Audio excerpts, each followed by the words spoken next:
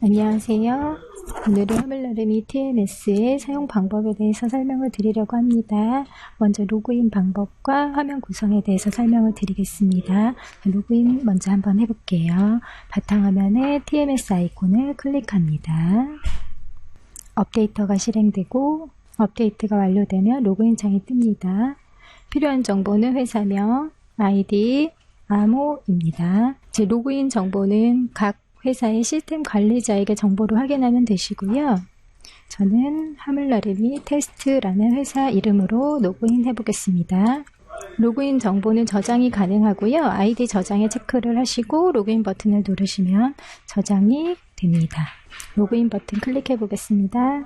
프로그램은 여기 배차관리, 정상관리, 통계관리, 계약관리, 프로그램 이렇게 각각의 탭으로 이루어져 있고요. 이 탭에는 기본적인 메뉴들이 있고 이렇게 화면을 열었을 경우에 뒤쪽으로 생성되는 이렇게 뒤쪽으로는 가변 메뉴가 생성됩니다. 화면이 바뀌면 이 가변 메뉴는 사라집니다. 네, 이렇게 사라졌죠. 다시 한번 화면을 열어보겠습니다. 기본적으로 나타나는 메뉴를 고정 메뉴라고 하고요. 그 화면에 따라서 필요한 기능이 나타나는 이 메뉴들을 가변 메뉴라고 합니다.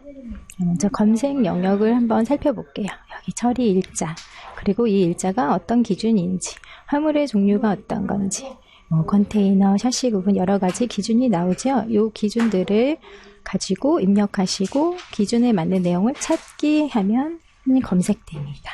배차 담당자의 부서와 이름이 나타나는데요. 이거는 나의 정보이고요. 로그인한 나의 정보이고요. 여기 초기화 버튼을 누르면 입력한 정보들이 다 지워집니다. 찾기 버튼을 누르면 화면을 로딩할 수 있습니다.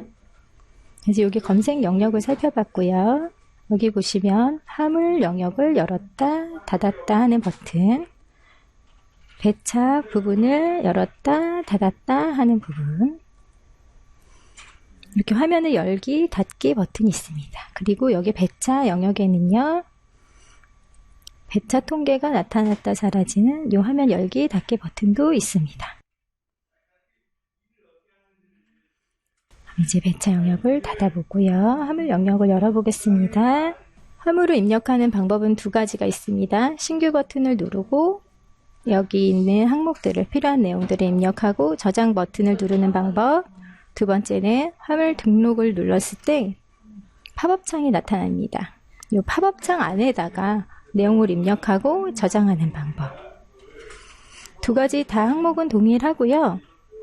여기 보시면 여기는 정상 관련 부분이나 경유지를 입력하는 부분, 이 부분이 팝업에는 나타나지만 상단에는 나타나지 않습니다.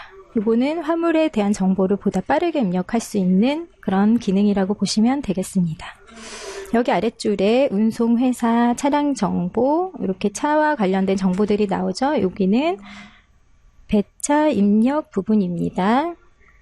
실제로 화물이 여기에 입력되고 나면 차량에 대한 정보를 여기에 입력해서 배차를 수행할 수 있습니다. 여기 아래 부분은 운송 목록이고요. 배차를 등록한 경우에 한번 검색해 보겠습니다. 예, 이렇게 기간을 넣고 찾기 버튼을 눌러서 검색하면 기존에 입력된 데이터들이 나타나고요.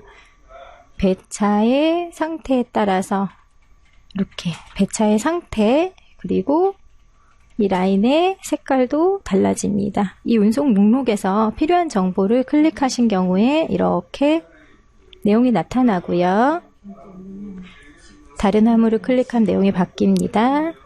더블 클릭한 경우에는 팝업이 나타납니다. 그래서 보다 편리한 방법을 사용하시면 되겠습니다.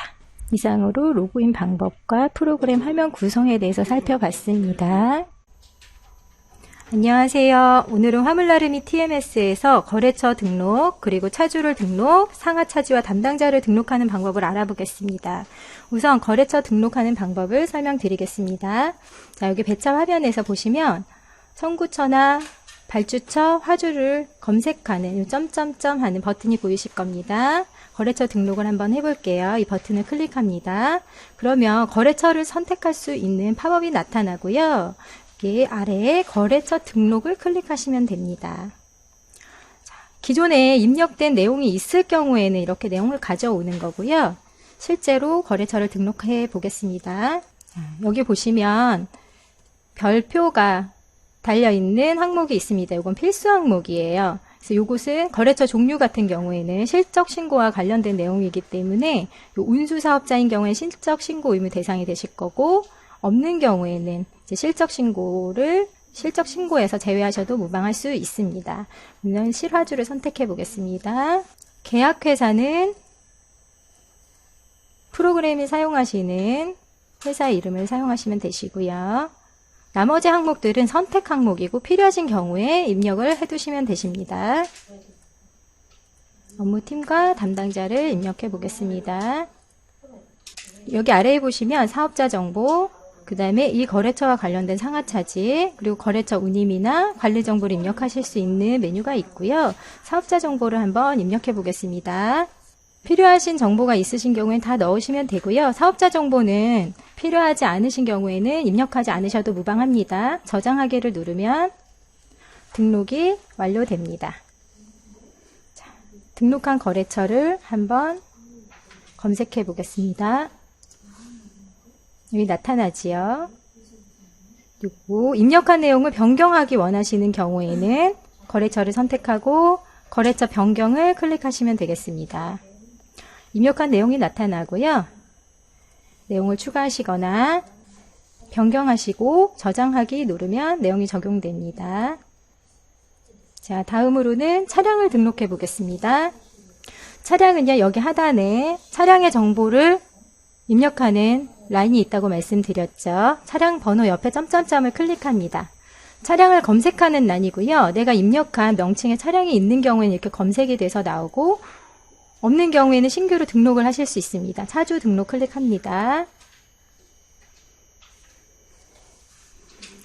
차량 번호와 차량 종류, 톤수, 차량 구분 입력하실 수 있고요. 다른 운송사에 소속이 되어 있을 경우에는 거래처 관리에 등록되어 있는 운송사를 검색하셔서 넣으실 수 있습니다. 수배처가 있으신 경우에 수배처 입력하시면 되시고요. 운전자 이름과 휴대폰 번호, 그리고 차량 분류는 필수 항목입니다. 사업자 정보가 있으신 경우에는 입력하실 수 있고요. 입력이 완료되면 저장하기 버튼을 누르십니다.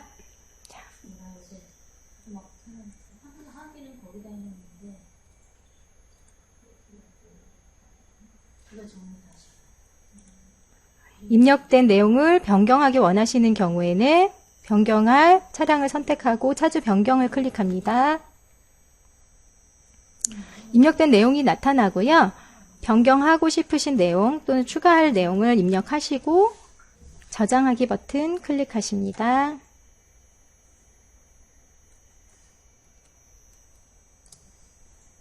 입력이 완료된 것을 확인할 수 있습니다. 다음은 상차지와 담당자를 등록하는 방법을 한번 확인해 보겠습니다. 상차지나 하차지를 따로 구분하지는 않고요. 지역 이름, 그리고 주소, 연락처, 메일 주소 등을 입력해 놓을 수 있습니다. 이미 등록된 정보를 한번 볼게요. 그리고 등록을 원하시는 경우에도 여기 점점점을 클릭하시면 되겠습니다. 네, 상하차지를 검색하실 수 있고요. 주소도 등록되어 있는 것을 보실 수 있습니다. 추가를 해볼게요. 상하차지 등록 클릭하고요. 원하는 지역명을 입력할 수 있습니다. 지금 입력된 이 이름으로 검색을 하실 수 있게 되는데요. 어떤 회사와 꼭 관련된 상하차지일 경우엔 소속회사를 거래처 관리에 등록된 업체에서 가지고 오실 수 있습니다. 저는 공통으로 사용할 수 있도록 회사를 입력하지 않겠습니다. 주소를 입력해 볼게요.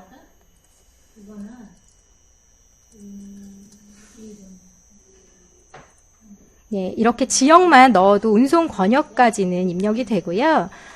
상하차지의 경우에 반드시 번지수를 넣으실 필요는 없습니다. 저는 상세 주소를 넣어 보겠습니다. 담당자나 전화번호를 입력해 두실 수 있습니다. 필요하신 경우에는 입력한 상차지나 담당자의 팩스번호나 이메일 주소를 입력하실 수도 있고요. 비고사항도 입력하실 수 있습니다. 지역명이 입력된 경우에는 상하차지로 간주를 하고요. 지역명이 입력되어 있지 않은 경우에는 담당자 정보로 프로그램이 인식을 하게 됩니다. 확인 버튼을 누르면 저장됩니다. 검색해 보겠습니다. 등록한 정보를 수정하기 원하시는 경우에는 선택하고 상하차지 변경을 클릭합니다. 입력된 내용이 나타나고요. 원하시는 대로 수정하시고 확인하시면 내용이 저장되겠습니다. 변경이 완료되었습니다. 이상으로 화물나름이 TMS에서 거래처 그리고 차량, 상차지와 담당자 등록하는 방법을 알아보았습니다. 감사합니다. 화물을 등록하고 배차를 수행하는 방법을 알아보도록 하겠습니다. 화물을 등록할 때는 신규 버튼을 누르고 내용을 입력한 후에 저장 버튼을 누르시면 되는데요. 신규 버튼을 누를 때 환경 설정에 자주 사용하는 업무 구분과 수출 구분을 등록해 놓은 경우에 자동으로 같은 내용을 입력해 줍니다. 신규 버튼 눌러 보겠습니다. FCL 수출을 등록해 놓았기 때문에 FCL 수출로 신규 버튼을 눌렀을 때 초기화되는 것을 알 수 있습니다. 이렇게 업무 구분과 수출 구분을 먼저 입력하고요. 그 다음에는 발주처부터 입력해 보겠습니다. 키워드를 넣고 검색을 할 수 있고요. 수입 테스트를 선택해 보겠습니다. 수입 테스트에 두 담당자 중 나 담당을 선택해 보겠습니다. 청구처에도 같은 내용이 자동으로 입력되는데요.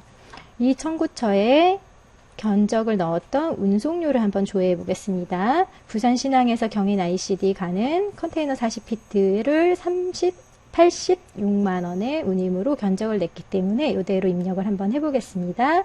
더블 클릭하면 청구 운임이 자동으로 입력되는 것을 확인할 수 있습니다. 화주가 같은 경우에는 여기 같다 표시를 눌러주면 됩니다. 클릭한 경우에 청구처와 화주를 동일하게 처리할 수 있고요. 상차지 검색해 보겠습니다.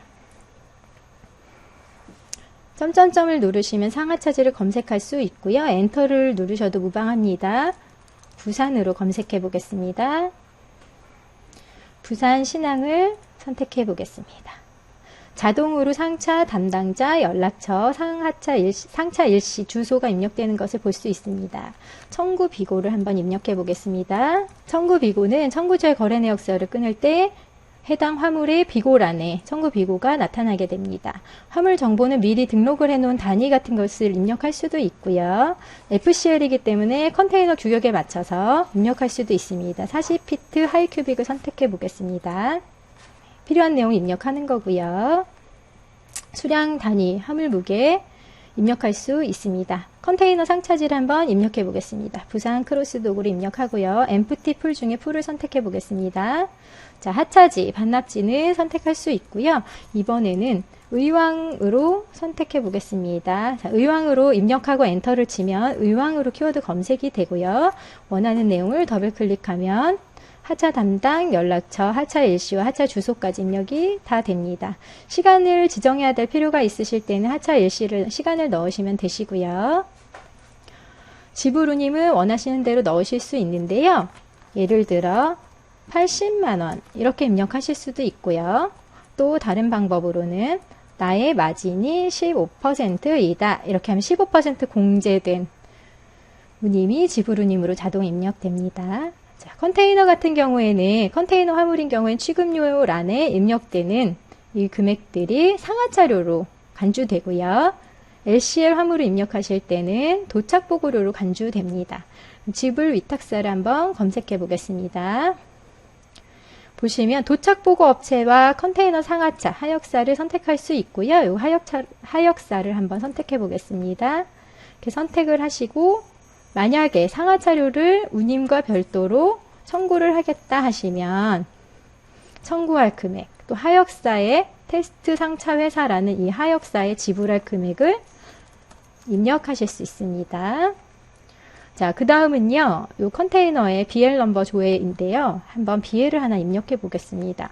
마스터 BL 넘버를 입력해 보겠습니다. 마스터 BL이나 하우스 BL이 모두 일치한 컨테이너의 정보만 조회하실 수 있고요.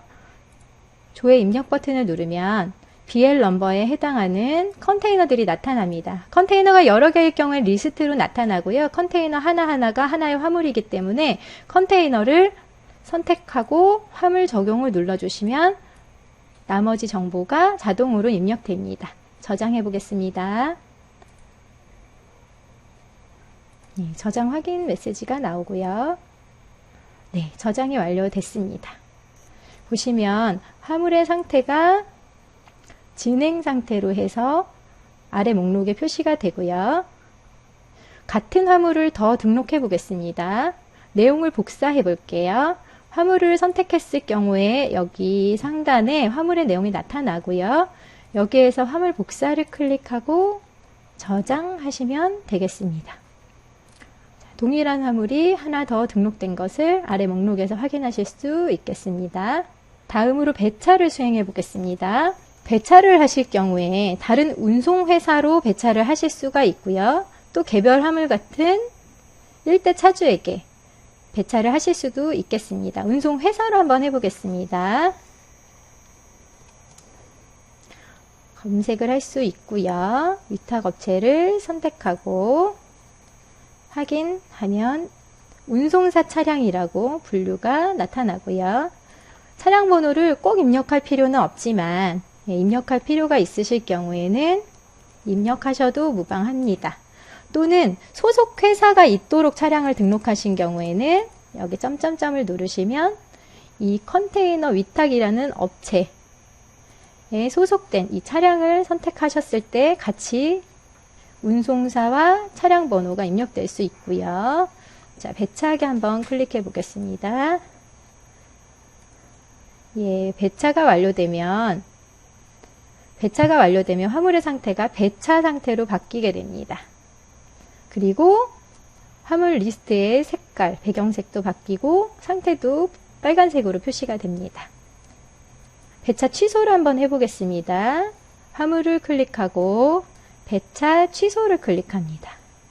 배차 취소하겠습니까? 예 하시면 배차가 취소되어 차량 정보가 사라지고요. 다시 진행 상태로 돌아온 것을 확인하실 수 있습니다. 이번에는 차량으로 한번 배차를 해보겠습니다. 소속회사가 없는 일반 차량으로 배차를 한번 해보겠습니다. 배차하기를 클릭하고 동일한 방법으로 배차를 하실 수 있습니다. 배차 상태로 변경되죠. 자, 또 하나의 방법이 있는데요. 화면 하단에 이것은 배차 현황판입니다. 아래에 배차할, 오늘 배차를 수행할 차량의 리스트를 쭉 이렇게 깔아 놓으실 수 있고요. 하나의 화물을 드래그해서 여기 이 차한테 줄 수 있습니다. 여러 개를 동시에 하실 수도 있고요. 배차 하시겠습니까? 얘를 클릭하시면 배차 상태로 변경이 됩니다. 드래그하여 배차를 하는 방법, 그리고 여기 점점점에 차량을 검색하여 배차하는 방법 두 가지가 있습니다. 다음으로는 배차 상태 이후에 어떻게 화물을 처리하시는지를 보여드리겠습니다. 배차 상태 이후에는요, 운송 완료 처리를 합니다. 운송 완료, 마우스를 오른쪽 클릭하시고 운송 완료를 선택합니다. 운송 완료 처리하시겠습니까? Yes를 하시면 상태가 완료가 되고요. 회색으로 바뀌게 됩니다. 이 경우에 배차 취소를 한번 클릭해 보겠습니다. 실패됩니다. 지금 이 배차 완료 상태라는 것은 차량과 지불 위탁사가 업무를 일단은 수행을 했다는 상태를 말합니다. 일은 이미 수행을 했기 때문에 일에 들어가는 운임이나 상세 정보를 변경할 수는 있지만 배차 취소를 할 수는 없도록 상태가 고정됩니다. 다음 상태는요, 완료 상태인 화물에만 적용되는 내용인데요. 체크를 하시고 실적 확정을 한번 해보겠습니다. 실적 확정 버튼을 클릭하시면 제가 한 개만 실적 확정을 해보았는데요. 비교를 하기 위해서입니다. 동일한 완료 상태인데요. 하나는 배경색이 살구색으로 바뀐 것을 알 수 있습니다. 이 경우에 저장 버튼이 비활성화되면서 화물의 내용을 더 이상 변경하실 수 없게 되십니다. 실적 신고를 하시기 전에는 실적 신고 대상 화물을 모두 실적 확정 처리를 하셔야 추후에 실적 신고를 수행하실 수 있게 됩니다. 이상으로 화물 나름이 TMS에서 화물을 등록하고 배차를 수행하고 화물 상태 변경하는 것까지를 확인해 보았습니다. 감사합니다. 배차 일부를 출력하고 또 FPIS 실적 신고와 관련된 업무를 진행해 보는 것으로 하겠습니다. 먼저 배차 일부를 한번 출력해 보겠습니다. 배차 일부는 원하는 그 내용을 목록에 먼저 검색해서 나타나게 하신 다음에 위쪽에 배차 일부 메뉴를 클릭하시면 되고요. 배차 일부 형식을 몇 가지 저희가 미리 구성해서 넣어 두었기 때문에 원하시는 양식을 클릭하셔서 출력하실 수 있습니다. FCL 화물이니까 FCL 양식을 한번 출력해 보겠습니다. 네, 프린트 출력을 원하실 경우에는 인쇄 버튼을 눌러주시면 되실 거고요. 파일로 저장을 원하시는 경우에는 여기 디스크 모양의 아이콘을 클릭하셔서 원하시는 파일 형식을 선택해 주시면 되시겠습니다. 다음은 FPIS 실적 신고 관련 내용을 보여드리겠습니다. 우선 운송 완료 처리가 된 이후에 실적 확정을 하여서 이렇게 살구색으로 화면에 나타난 화물만 실적 신고가 가능하시고요. 실적 신고는 실적 확정에 체크가 된 데이터만 실적 확정이 된 이후에만 처리가 가능합니다. 그러면 아직 실적 확정되지 않은 두 개의 화물을 실적 확정 처리해 보겠습니다. 체크를 하고요. 실적 확정 버튼을 클릭합니다. 수행하시겠습니까? Yes 하시면 남은 두 개의 데이터까지 실적 확정이 완료됩니다. 이후에만 실적 신고 파일을 작성하실 수 있는데요. 그럼 파일 한번 작성해 보겠습니다. 먼저 실적을 작성할 항목을 모두 선택합니다.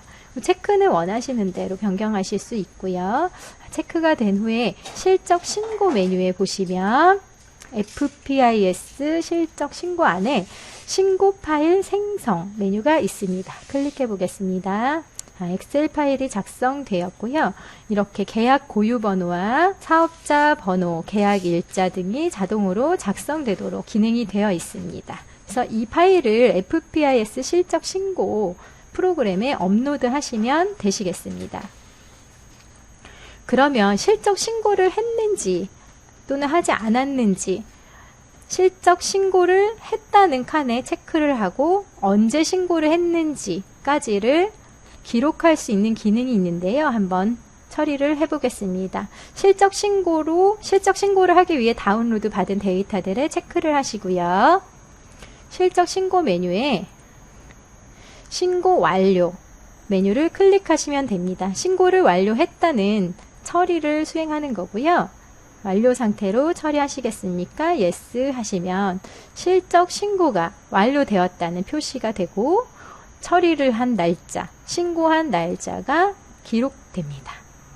신고를 변경하실 수도 있죠. 실적 신고 사이트에서 또는 프로그램에서 실적을 수정하신 경우에는 실적 취소를 하셔야 되실 텐데요. 여기 체크를 하시고 원하시는 데이터에 실적 신고 메뉴에서 완료 취소를 클릭하시면 취소가 가능하십니다. 실적 신고를 취소하신 경우에 신고가 완료되지 않았다는 상태가 기록되고요. 신고 날짜가 다시 초기화됩니다. 다시 신고를 수행하신 경우에는 이 데이터만 다시 실적 신고 완료를 수행하시면 되시겠습니다. 배차 일부를 출력해보고 실적 확정 후에 실적 신고를 수행해 보았습니다. 감사합니다.